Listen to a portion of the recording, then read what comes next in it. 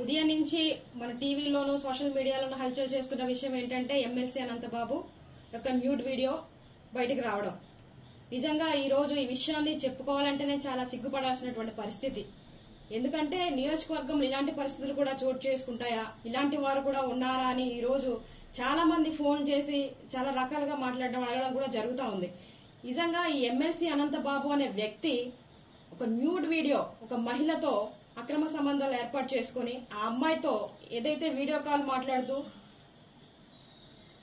తను ఏదైతే ప్రవర్తించాడో అది పొద్దున్న లేసి మేము టీవీలో చూసాము, చాలా మంది కూడా చెప్పారు. ఇది చాలా సిగ్గుపడినటువంటి విషయమనే చెప్పాలి.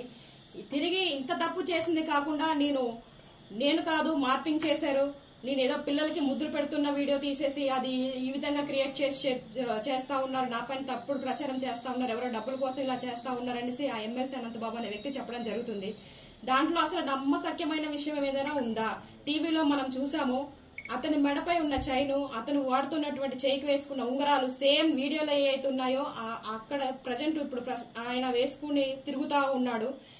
అక్కడ మార్పింగ్ చేయడానికి ఏమాత్రం లేదు. ఎందుకంటే సేమ్ ఒక వ్యక్తి నిజంగా ఏ విధంగా అయితే వీడియోలో మాట్లాడి ఏ విధంగా అయితే వ్యవహరిస్తాడో ఆ విధంగానే ఉంది. కాబట్టి ఇది న్యూడ్ వీడియో అనేది వాస్తవమే, ఖచ్చితంగా ఇది ఫేక్ అయితే కాదు, ఇది మార్పింగ్ చేసిన వీడియో అయితే కాదు. ఎందుకంటే ఇంత ఖచ్చితంగా చెప్తా ఉన్నాను, గత 10 సంవత్సరాల నుంచి అనంతబాబు అనే వ్యక్తి ఈ విధంగానే వ్యవహరిస్తా ఉన్నాడు. ఇంకా బయటకు రావాల్సిన విషయాలు చాలా ఉన్నాయి.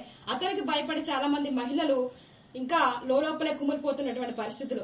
మనం ఉమ్మడి కూటమి ఏర్పడిన కొద్ది రోజుల్లోనే చాలా మంది మహిళలు వచ్చి ఈ రోజు అమ్మ మన కూటమి ప్రభుత్వం వచ్చింది, మన చంద్రబాబు నాయుడు గారు వచ్చారు, మాకు ఒక ధైర్యం ఉంది, మాకు న్యాయం జరుగుతుంది అనేసి వాళ్ళకి జరిగినటువంటి చాలా రకాల ఇబ్బందులు, అంటే ఉద్యోగాలు ఇప్పిస్తానే, లేకపోతే కాలేజ్ సీట్ కావాలన్నా సరే వాళ్ళ పర్సనల్ ప్లేస్ కి రమ్మన్నాం, లేకపోతే ఆ ప్లేస్ నుంచి బదిలీకి చేయాలన్నా సరే అతని దగ్గరికి వెళ్తే వేరే దగ్గరికి రమ్మన్నాం. రకరకాలుగా మహిళల్ని చాలా దారుణంగా ఏడిపించినటువంటి పరిస్థితులు గతంలో జరిగినాయి.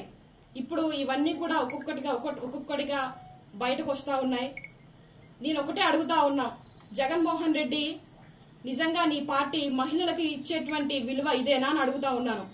ఎందుకంటే మొన్న ఒక ఎమ్మెల్సీ భార్య పిల్లలు ఉన్నారు, ఎదిగిన కూతుర్లు ఉన్నారు, పెళ్లి చేసిన వయసులో ఇంకో మహిళతో ఎఫ్ఐఆర్ పెట్టుకొని భార్య పిల్లలను వద్దంటున్నాడు. అలాగే ఎమ్మెల్యేలు, ఎంపీలు, ఇలాగ వైసీపీలో పార్టీలో ఉన్నటువంటి ప్రతి ఒక్క నాయకుడు ఇదే పరిస్థితిలో ఉన్నాడు. ఇప్పుడు ఎమ్మెల్సీ అనంతబాబు, ఈయన కోసం ఆల్రెడీ మనకు తెలుసు. ఇప్పుడు నువ్వేం చేస్తావు జగన్మోహన్ రెడ్డి? ఈ యొక్క ఎమ్మెల్సీ అనంతబాబుకు నువ్వు శిక్ష వేయిస్తావా, లేదంటే మొన్న డోర్ డెలివరీ చేసిన తర్వాత 5 నెలల్లో బయటకు తీసుకొచ్చేవే అలాగే వ్యవహరిస్తావా? నువ్వు మహిళలకు ఏమాత్రం గౌరవిస్తావు అనేది ఇప్పుడు బయటపడుతుంది.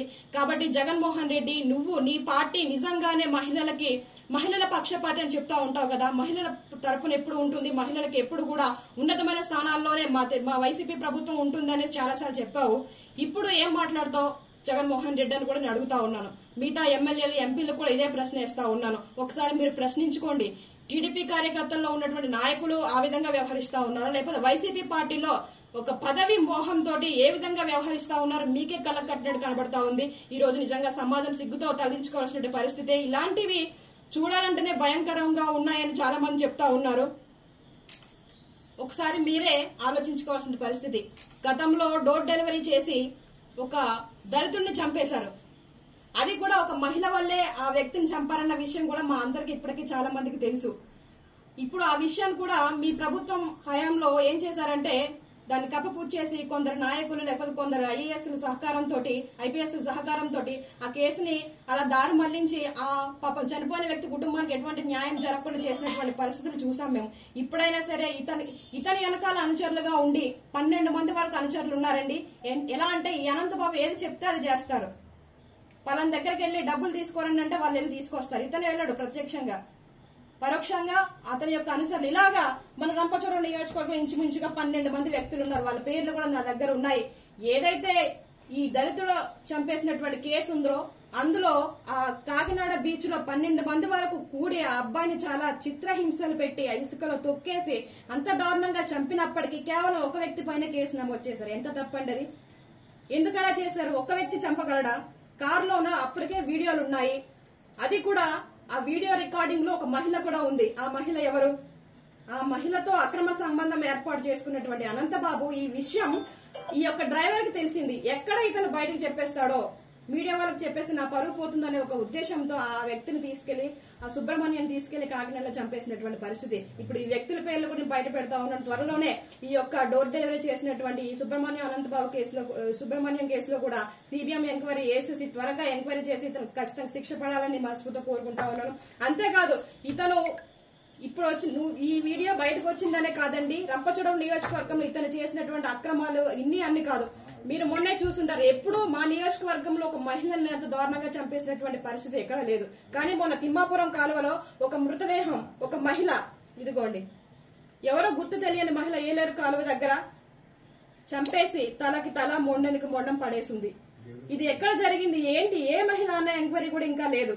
ఇలాంటి పరిస్థితులు జరుగుతా ఉన్నాయి. ఏమో మాకైతే ఒక డౌట్ వేస్తుంది, ఈ అమ్మాయి కూడా ఒకవేళ అనంతబాబు బాధితురాలేమో, అతను చెప్పిన మాట ఇల్లేదనేసి ఈ అమ్మాయిని కూడా చంపేశారేమో. ఒకవేళ ఈ వీడియోలో ఉన్న అమ్మాయి ఎవరైతే ఉన్నారో ఆ అమ్మాయి ఈ అమ్మాయి ఏమో, ఇలాంటి అనుమానాలు కూడా మా దగ్గర చాలా ఉన్నాయి. ఒకవేళ ఇతను ప్రత్యక్షంగా కాకపోయినా అతను అనుచరులు ఉన్నటువంటి 12 మందిలో ఎవరైనా చేశారేమో. ఎందుకంటే బెదిరింపులకు పాల్పడేది ఆ వెనకాల ఉన్నటువంటి అనుచరులే. ఎలా అంటే ఇక్కడ అక్రమంగా కలప రవాణా చేయడం, రంగురాల వ్యాపారం, మైనింగ్, రకరకాల వ్యాపారాలు చేస్తూ ఇక్కడ ఏజెన్సీ ప్రాంతంలో 10 సంవత్సరాల నుంచి దోచుకున్నటువంటి వ్యక్తి అనంతబాబు అనే వ్యక్తి. ఇంత అరాచక పాలన కొనసాగించాడు. అంతేకాదు డంబి మహిళలను పెట్టుకుని రాజకీయ